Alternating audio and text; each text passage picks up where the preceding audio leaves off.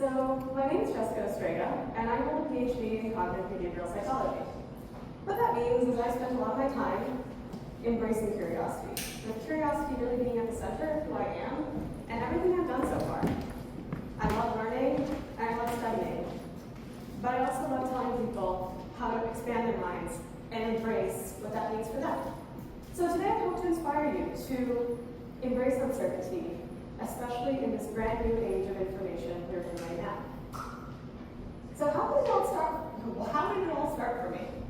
Well, I had a lot of questions, like a lot of questions. We're talking like from as long as I could produce sound, I was asking questions. And I had questions about everything from why is the sky blue to, where do babies come from, to literally anything my teeny tiny mind could come up with.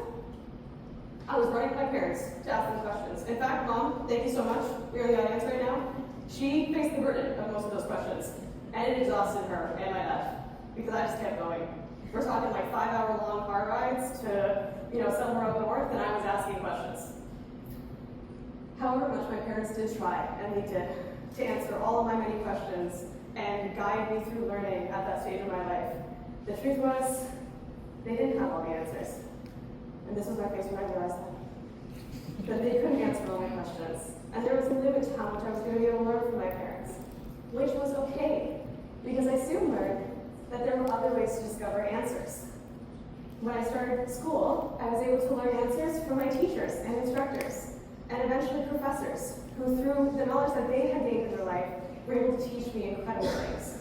And for the answers that they didn't have, they were able to point me towards books and articles and research papers where even more incredible people have made discoveries that I could then learn from.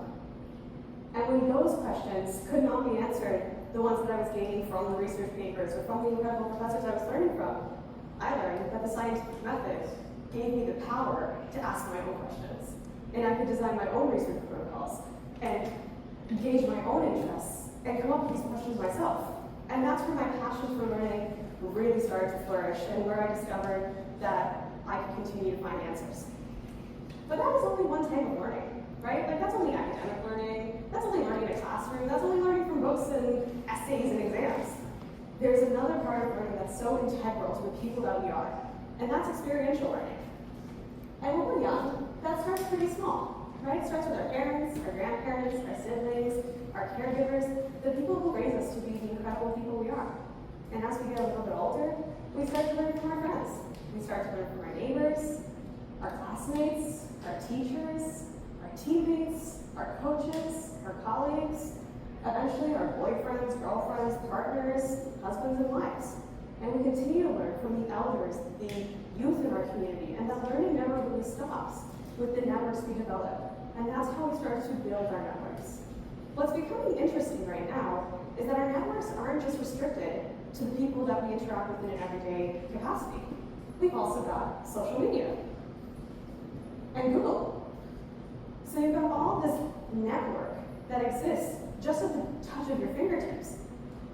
At your fingertips, you've got more information than humans have been able to access in all of our recorded human history. You can access information through Google. You can learn from other people think of through TikTok, through Instagram, through Twitter, through any other form of social media. And even more so now, we've got generative artificial intelligence models that can come up with brand new answers that have never even been thought of before. So when you think about ChatGPT or Gemini or Copilot, these agents are producing new information and becoming even more so a part of our greater network. And that can be a lot. That can be super overwhelming because we're not just engaging in information with others, we're engaging with people we've never met before, we're engaging with agents that don't actually exist, that they're just, products in a computer, and we have to make sense of all that uncertainty. And that's ultimately what it becomes. It becomes a loss of information that you're not really sure, what is right, what isn't right, where am I supposed to trust the information coming from, where the information is coming from. So you're often left in this feeling of being wrong, because in certain circumstances, only one answer can be correct. Or you're left in a state where you're not really sure. It's like one answer is going to exist with the other. Can they coexist? And this feeling is super vulnerable. It's super isolating. It can make us feel alone, and it can make us feel as though we've been deceived. So what is this feeling? Because there actually is a bit of an explanation for why we feel that way. I have learned that that feeling of not knowing is called cognitive dissonance. Cognitive dissonance essentially explains that our minds go through this cool process of confusion and conflict when we're presented with new information that conflicts with the old information. So when we're left in this feeling, we want to fix it. And there's 4 primary ways we do that fixing. We do that repairing, or the remedying of that cognitive dissonance. The first, and I like to use the example of the smoker who's just learned that smoking causes cancer because it's a really good way to explain this. But the first is we cancel that information, right? So the smoker who's just learned that smoking causes cancer will learn, okay, yes, it causes cancer, but my Aunt Edna, she lived until she was 105 and she never got cancer. So I'm just going to ignore this information. Or we decrease the size or importance of this new information, right? So we say, I don't really think I'm going to get cancer, or I'm not really that afraid of getting cancer, so that information becomes smaller.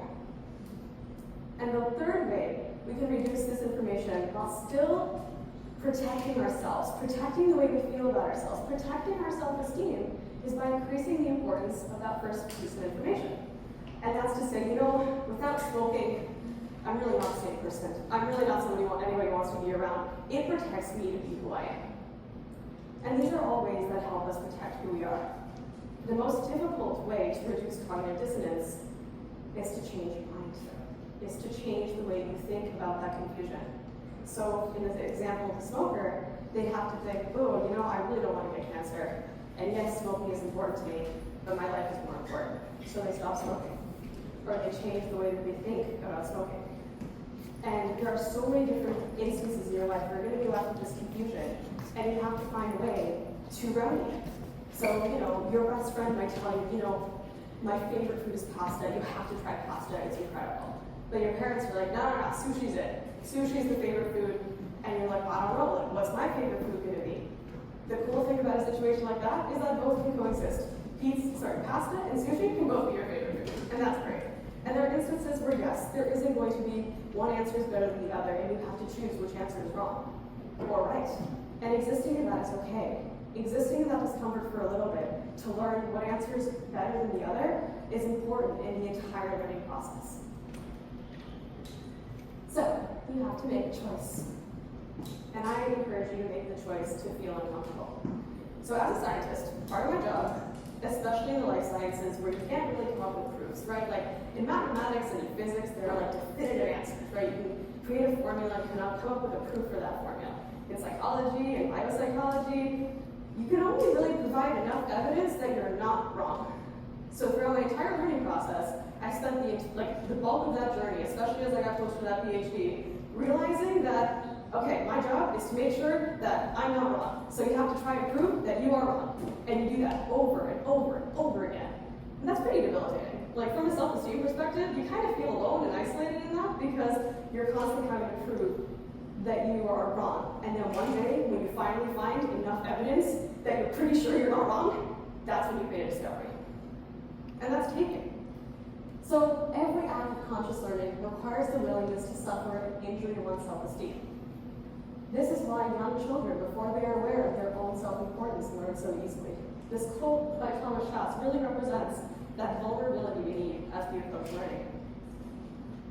So,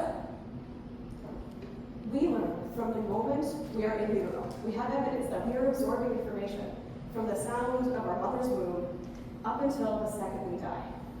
We are collecting information, and it is our choice to continue to absorb that information. There's no end to education. You don't finish education when you take one exam, finish one degree, finish a book, pass one course. You continue to learn really from that moment you were born to the end of your life, as so eloquently put by Judith Krishnamurti. You continue to learn. You will never learn everything from every book, from every journal, from every podcast, from every research article. But you are guiding your own learning journey, and you can choose to embrace the things that you're most passionate about. You love to paint, continue painting, learn new painting techniques. You love to play instruments, pick up an instrument, learn more instruments. Guide yourself in the journey of learning that you want. You love movies, really embrace that. Go into the movie industry and guide more production of movies. The learning journey is yours and yours alone to direct. And that's what I want to encourage you to do today. So, and let's just pause here. Learning does not need to be as boring as listening to me ramble on for 10 minutes, okay? Learning can be exciting. These 3 movies were actually chosen by NASA as the top 7 most scientifically accurate sci-fi movies in 2011. And I watched all 3 of these movies and they're absolutely fabulous. But beyond that, they actually are geared on principles of scientific concepts. So they have aspects geared in them and guided by them to actually structure the story around what we know in science. That's not to say that they're scientifically accurate, they're still science fiction, so approach with caution. But you can learn by watching movies. You can learn by watching documentaries, by listening to music, by talking with the incredible elders in your life, by learning from the youth in your community like you've been doing at today's event, right? And that opportunity to learn never stops. And it doesn't have to be boring, it can be entertaining. And you can choose the entertaining forms of learning that excite you. So with that, I'm going to leave you with a couple of thoughts. I want to encourage you to be wrong. And I mean embrace that feeling of being wrong and don't veer away from it. Make mistakes, because mistakes are really the bulk of what we learn in our lives. And finally, through all of that, choose to learn. Thank you very much.